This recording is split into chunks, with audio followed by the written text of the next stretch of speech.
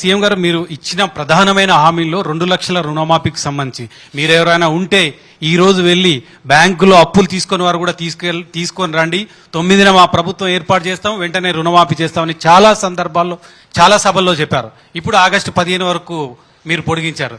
ఎట్లా విశ్వసించాలి? ఇదంతా ప్రజల్ని దగా చేసి ఓట్లు రాబట్టుకోవడానికే కాంగ్రెస్ పార్టీ ప్రయత్నం చేసిందని చెప్తారు. ఏం చెప్తారు? ఇప్పుడు 2014లో ₹1,00,000 రుణమాఫీ చేస్తాను చంద్రశేఖరరావు గారు చెప్పిండ్రా? 5 సంవత్సరాల వరకు రుణమాఫీ చేయకపోవడం వల్ల అసలుకు మిత్తికి 2 అయింది. కానీ అది చేయలే. మళ్ళీ 2018లో అదే ₹1,00,000 రుణమాఫీ చెప్పిండు. ఆ రుణమాఫీ చేయకపోవడం వల్ల 5 ఏళ్ల తర్వాత ఇప్పుడు 9,000 కోట్ల రూపాయలు ఇంకా బకాయి ఉండ్రు. అంటే నేను మిమ్మల్ని అడిగేది ఒక్కటే, ధనిక రాష్ట్రమాన్ని బుకాయించిన నువ్వు ఫుల్ ఫ్లెడ్జ్డ్ బడ్జెట్ కూడా పెట్టలేదు. ఏదైనా ఒక రాష్ట్ర ప్రభుత్వము ఎక్కడ కొలబద్ద?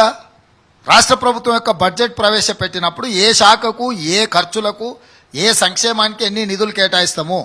కేంద్ర ప్రభుత్వం ఓటాన్ అకౌంట్ బడ్జెట్ ప్రవేశపెట్టింది, మేము ఓటాన్ అకౌంటే బడ్జెట్ ప్రవేశపెట్టినాం.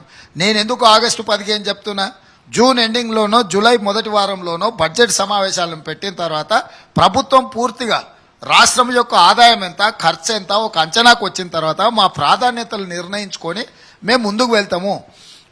40 సంవత్సరాల నుంచి ప్రజా జీవితంలో ఉండి కేంద్ర మంత్రిగా పనిచేసి, రాష్ట్ర మంత్రిగా పనిచేసి, 10 సంవత్సరాలు ముఖ్యమంత్రిగా పనిచేసిన చంద్రశేఖరరావుకి ఈ వివరాలు తెలియవా?